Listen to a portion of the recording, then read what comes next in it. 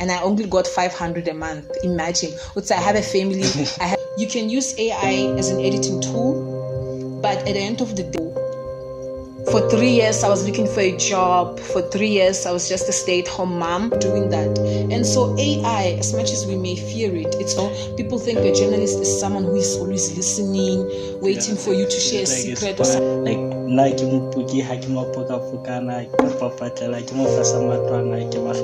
anthology of short stories called The Problem with Employment. Welcome to the Reconnect Podcast and TV Show.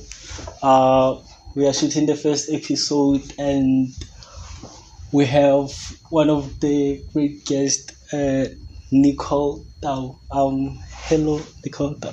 Hi. It's a pleasure to have you on the podcast. Congratulations on the recent launch of your book. So before we delve into that, could you share a bit about your journey as a journalist and writer in Lesotho? Journalist and a writer. Yeah, you can start with journalist and writer. Okay. Thank you so much. I'm honored, completely honored to be your first guest on this podcast. So my name is Nicole Tau. I am, by profession, I identify as an investigative journalist, but I'm also a writer at heart. So my journey, right? So I've said many times before, I've always been a writer. You know, it always starts with diaries. I was also an avid reader. So writing has always been part of me. It's always been how I am. But I only took it seriously in high school. That's when I would write short stories for my friends that they would read during lunch breaks. And then when I had my first... Could you share the high school that you went to? Okay, I went to Mabatwana High School. I went to Mabatwana High School. That's where I started writing my short stories. That's where I was still a reader. I remember, you know how so many students don't like literature, right? Yeah. You kind of get bored doing literature, but that was one of my favorite subjects, so much so that whenever they gave us books to read for that year, so let's say we have 3 books to read for that year, I would always finish them in like a month or less. Wow. And so whenever the whole class keeps reading, I'm already doing something else, drawing or writing or doing something else.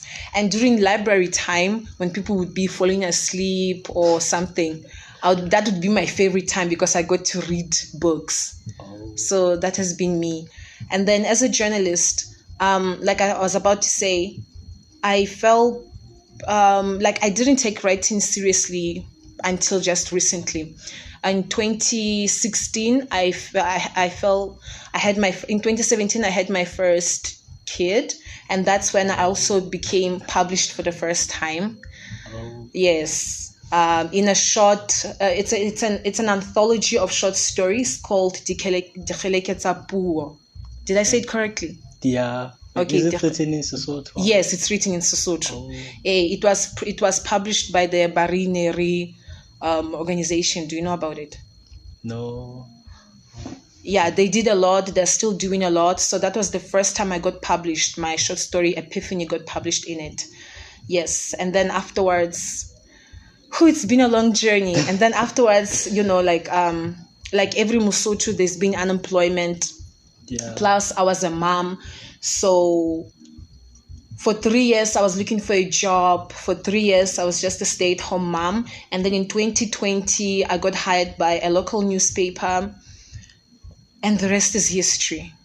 Yeah. So investigative journalism, although I wasn't writing fiction as much, it became my creative outlet because I got to still write, but also advocate for, you know, people's rights, advocate against wrongdoing, corruption, and exploitation. Oh, that's nice. Yeah. Well, for me, like back in high school, I used to write poets, but for Sesotho, like the talk and the tutuki. So yeah, I'm into writing, but not that. I won't lie. When I first, this is me being honest, but I'm so sorry to all Sesotho authors, but Dibukata Sesotho in high school, I was just, you might not know this, but I'm not a native Sesotho speaker. Yeah, so you noticed. Yeah. I'm not a native Sesotho speaker. So in high school, whenever we did Dibukata Sesotho, man. So that is why when I met Ndate, what's his name? When I met Ndate, the author of Halifahlo Habedi, I was very honored. I mean, how many times do you meet such a popular and Did you famous? take a picture of course I did. So I was very honored, but at the same time I was like, oh my gosh, I didn't Yeah. But it was so you said you wrote in Sesotho. Yeah. That is so cool. Yeah. So do you feel more comfortable writing in Sesotho or English? Well, I use them both. Yeah. I think I have about 3 poems in Sesotho. And and one of them I won this competition of Proudly Mosotho moment with it. Really? When was it? This year or last year? No, this year. This year. It was hosted by Blue Ribbon. You serious? Yeah. Did you want it in Sesotho or in English? No, in Sesotho. They just said I should make a voice note talking about the Proudly Mosotho moment, like my time, like the moment I think like it makes me to be the Proudly Mosotho. And wow. So I made a lot talking about the culture, music, and then I also told them like I also have this poem that I've written in Sesotho. Then I was in Ziggy Yeah, I think. Is it long? Do you think you can give me like a stanza? It's like maybe. So I call myself Mahlopahlopan, like Hakisadus, like Toga in Strikis. So then it goes like this.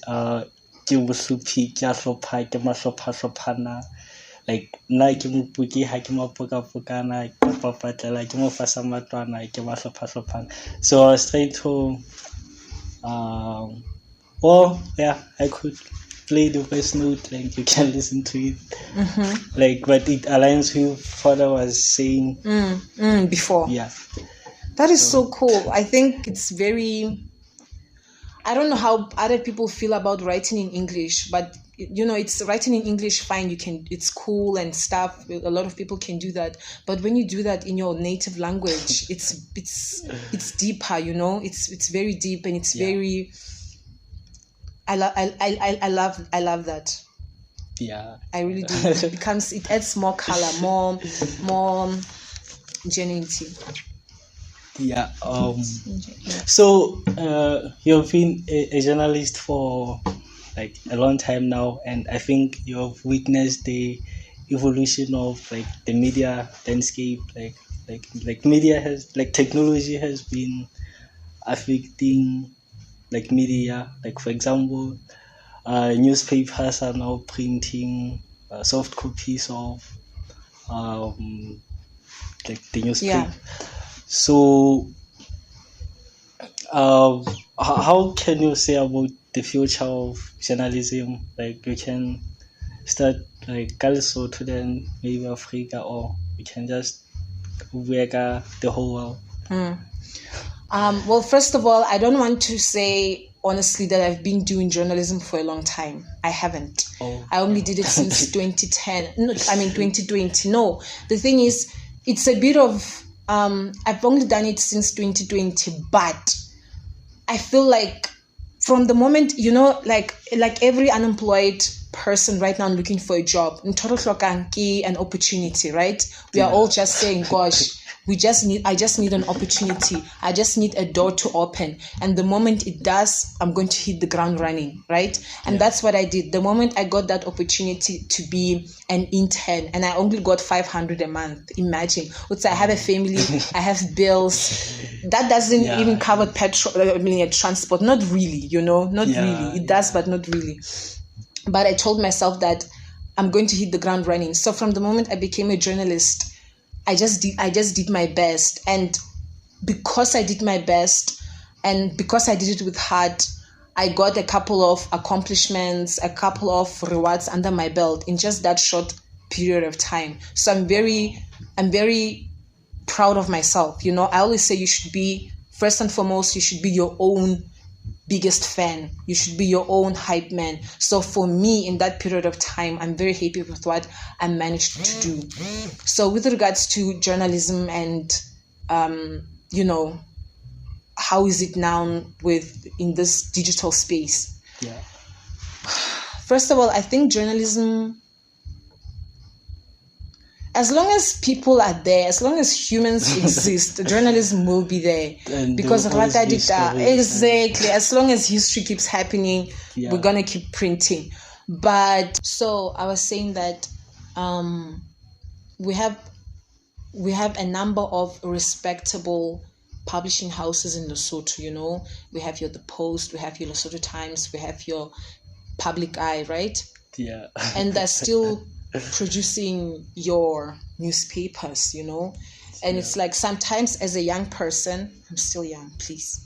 Yeah. Sometimes as a young person, I'm like, it's not usual, it's not common, it's not, you don't see a young person holding a newspaper, you know, as often as we think we do. So sometimes I'm thinking, who buys these newspapers, right? But someone does pay. No, I'm not saying that. I'm actually saying that they're managing, they're doing well.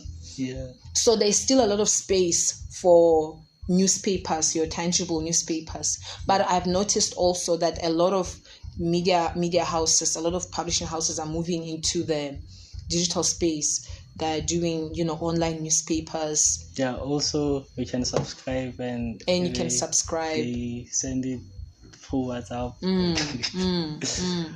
So I think, but honestly, I feel like in Lesotho especially, there are just way too many journalists, way too many media practitioners. And I feel like we need to find a way,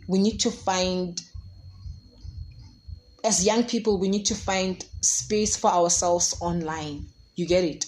Because we can't be all like every year students graduate, they go to the Post, they go to the Reporter, they go to Public Eye, and it's like already expected. I think we need to do something of our own. You get it? Like you are doing podcast. It's also in the media space. Someone else can do something else and so on and so forth. You get it? We shouldn't just focus on newspapers. Also, I've seen on Facebook there are some media things like they have the Facebook page also they don't know like the hard copies or the pages, the measurement and stuff. Yes, also those ones, and those ones seem to be more popular than the traditional newspapers, right? But at the same time, a lot of journalists believe that those kind of Facebook newspapers don't always stick to journalist, ethics, quality. You get it? Like they just also they do lots of ads, like that's how you get money. I get it, especially because it's like these days having followers, it's a currency. So so I'm also working on something now. Like I said, I'm freelancing, but I also, hey man, can I say that journalists don't get paid a lot in Lesotho? Like you wouldn't believe, like having a degree is, it's like matric guy.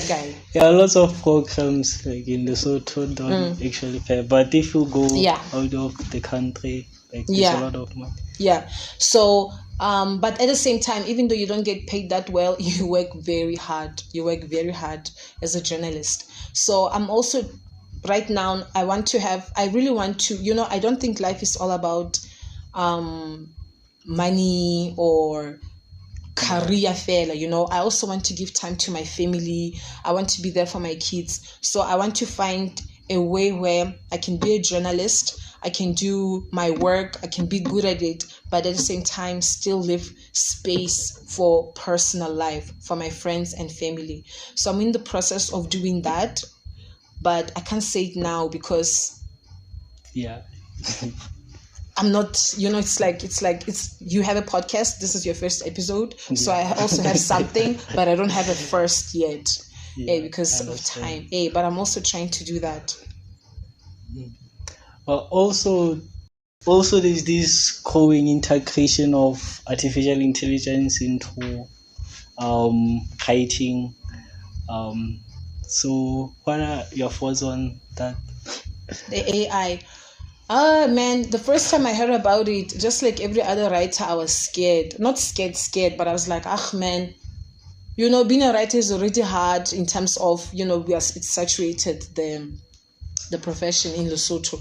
But happy, you already don't get paid. Now there's AI that's going to do this job for you, right? If it's not going to do this job for you, like if a company can use AI, right? Let's say they decide, we're not going to hire a writer. We'll just use AI. They can do that. Or someone else who is not a good writer can use AI, and suddenly they look like they're good writers. So it's also like, it's heartbreaking, right? It's like, imagine having a painting drawn for you and then you sell it as your own, right?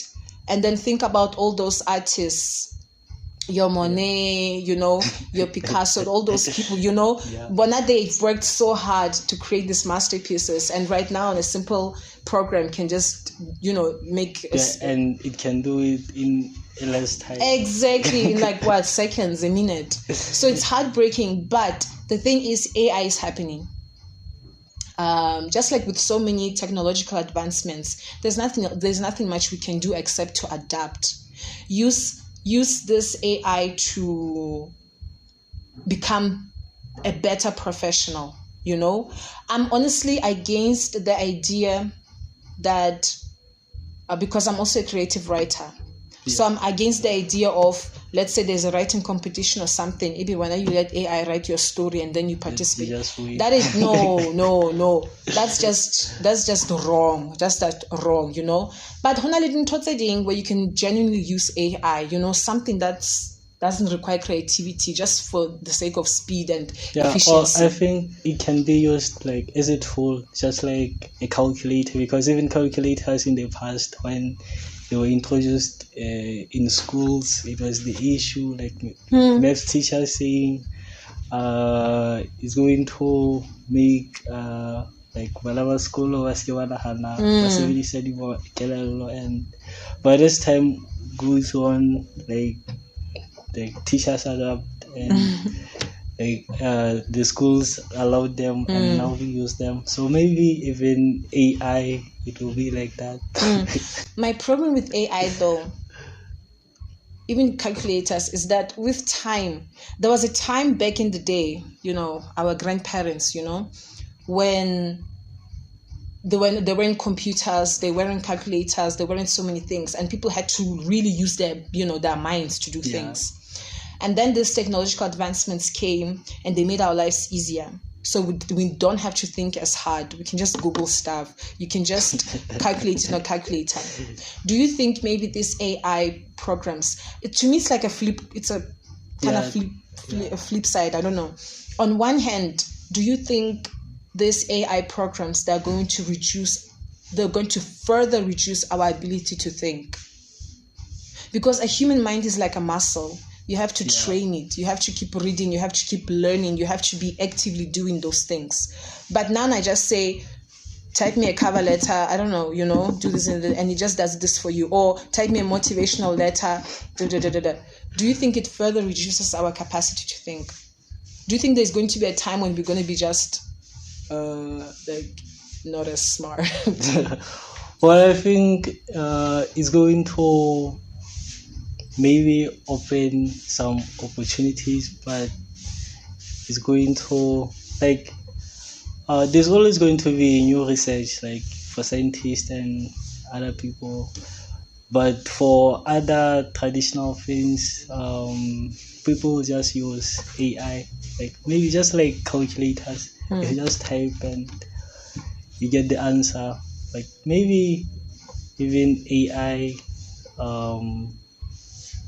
people still do research, like we still have lots of things, but it's going to make other things disappear, like maybe proofreading, editing, and like we used to have this thing of ghostwriting in the past. Like now, We still have it.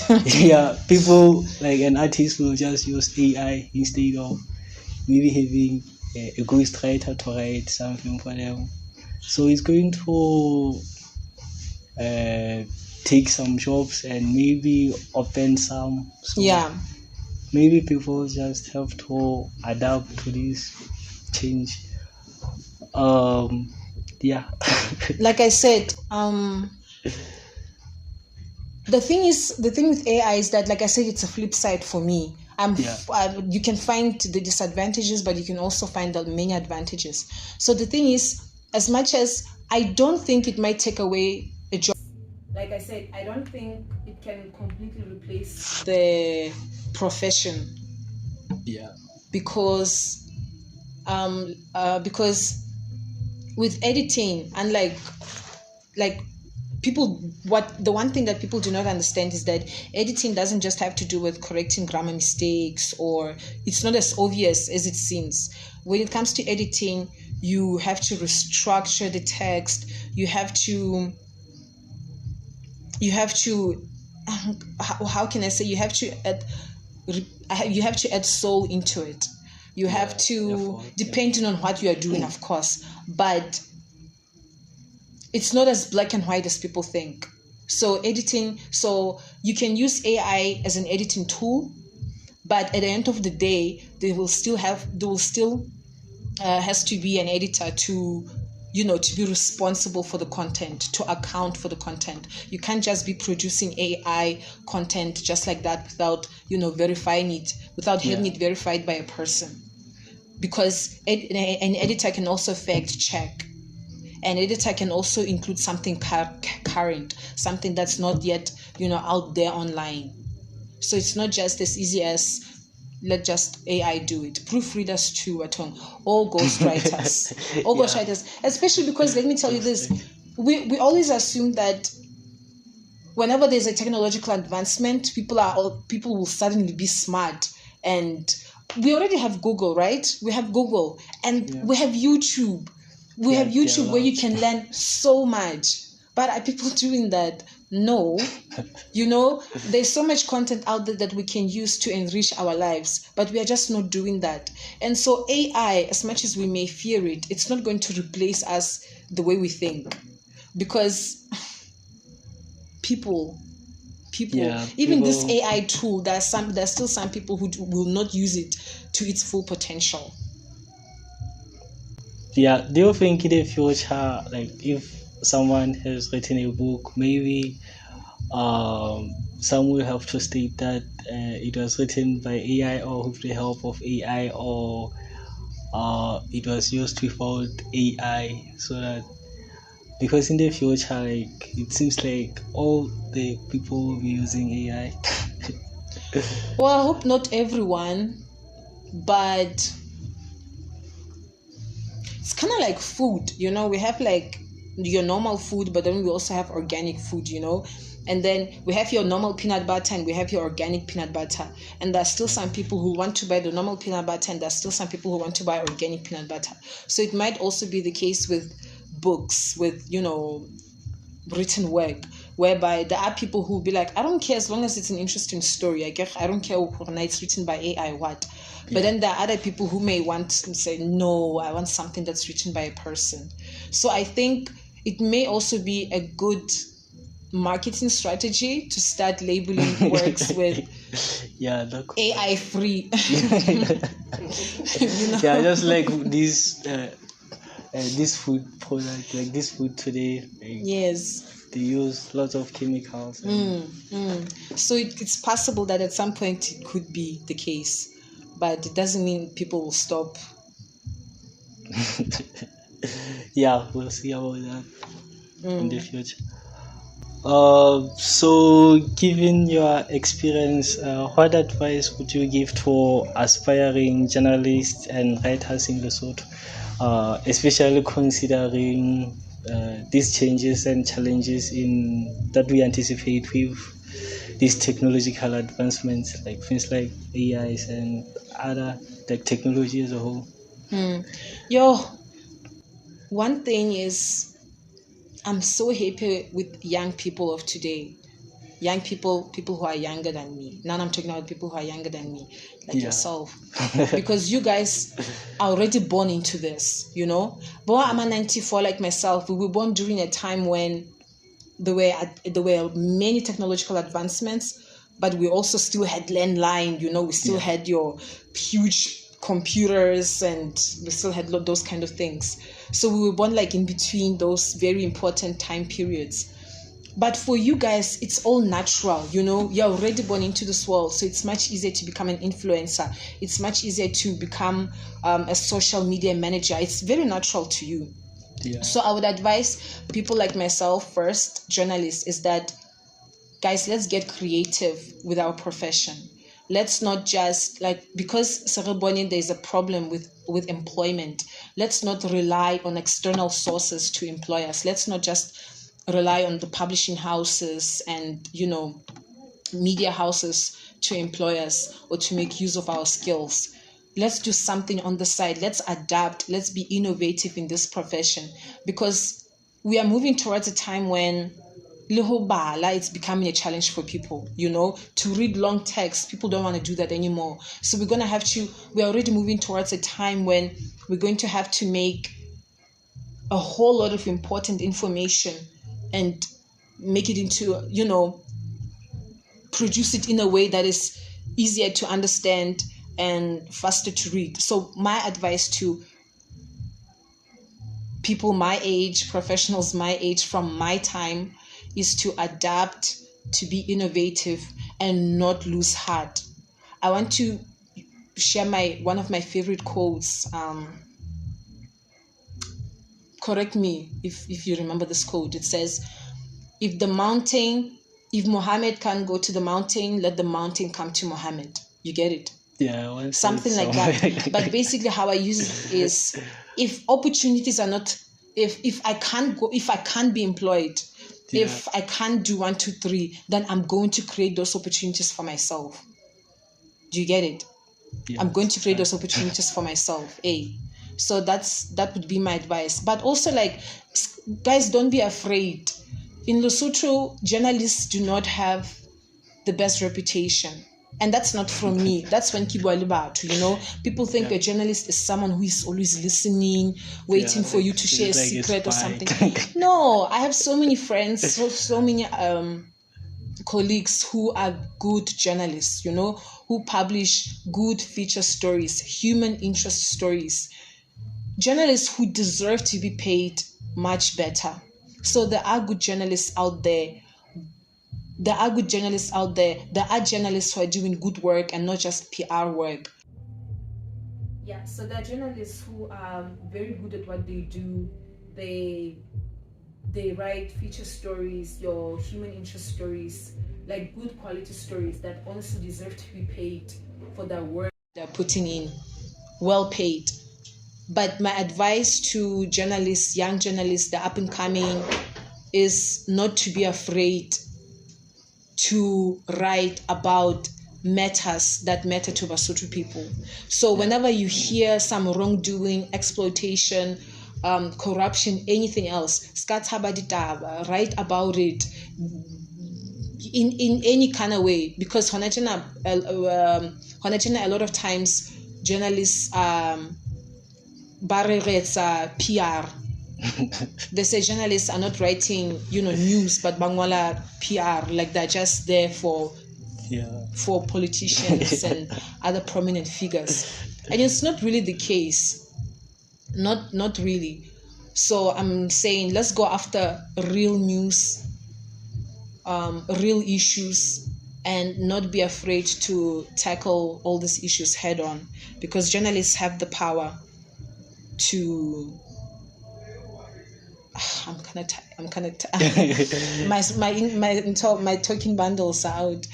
Journalists have the power to they're advocates, you know, so they have power to solve certain issues, not really solve, but they have the power to give power to the voiceless.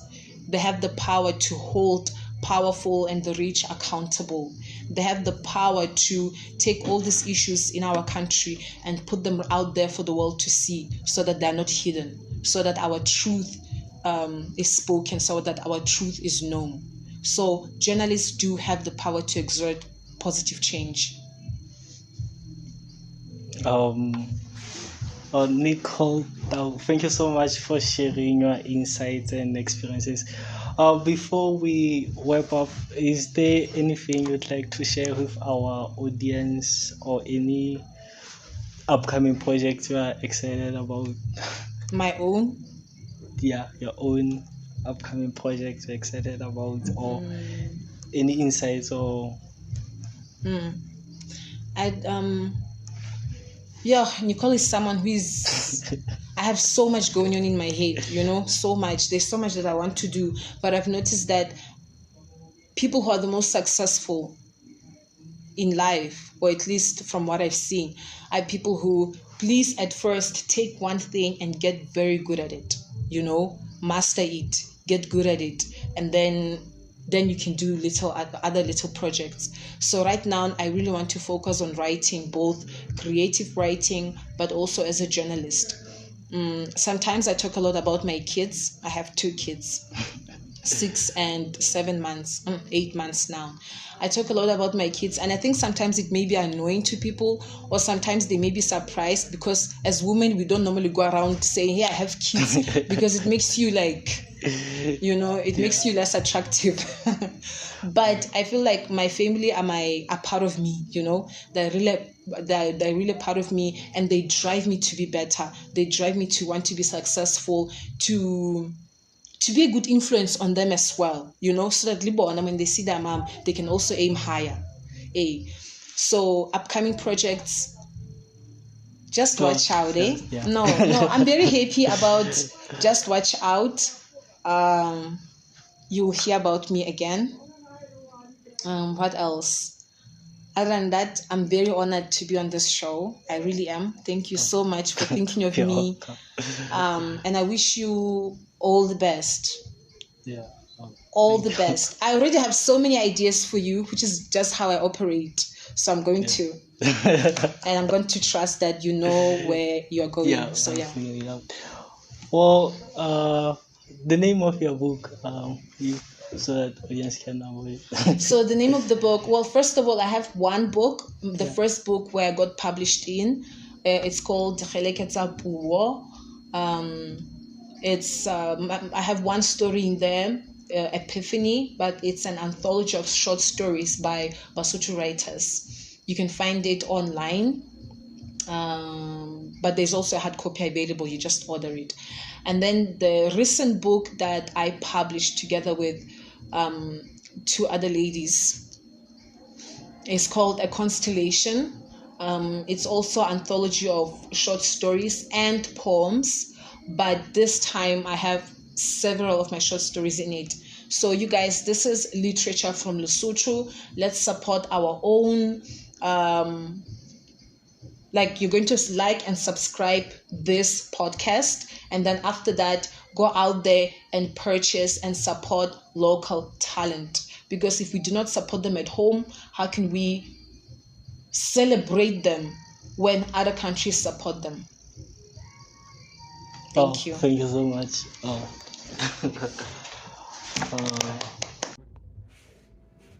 So the moment we go out there, that's when people recognize us, our own people. But when we are here, they do not. Yeah, just like Elon Musk, people. South African. South African.